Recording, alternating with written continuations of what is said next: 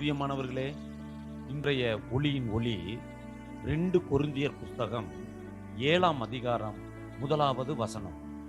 பரிசுத்தமாக்குதலை தேவ பயத்தோடே பூரணமாக்க கடவோம்.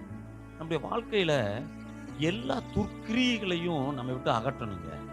பாருங்க, பரிசுத்தம் இல்லைன்னா நம்முடைய வாழ்க்கையில வாக்குத்தத்தம் நிறைவேறாது. தேவ பிரசன்னம் இருக்காது. தேவனுடைய பாதுகாப்பு இருக்காது.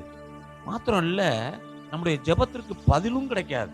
நம்முடைய வாழ்க்கையில அசுத்த காரியங்கள் எதுவும் இருக்கக்கூடாதுங்க. தேவனுக்கு பிரியமில்லாத காரியங்கள்ல போய் நம்ம தலையிட்டு ஏதாவது ஒரு பிரச்சனையில போய் மாட்டிக்கிற கூடாது. தேவன் நம்மை அசுத்தத்திற்கு அல்ல, பரிசுத்தத்திற்கே நம்மை அழைத்திருக்கிறார். அன்பு தேவனுடைய பிள்ளைகளே, இந்த பரிசுத்தத்தை தேவனுடைய வசனத்தின்படி ஒவ்வொரு நாளும் வேதத்தை வாசித்து பரிசுத்தத்தை நம்ம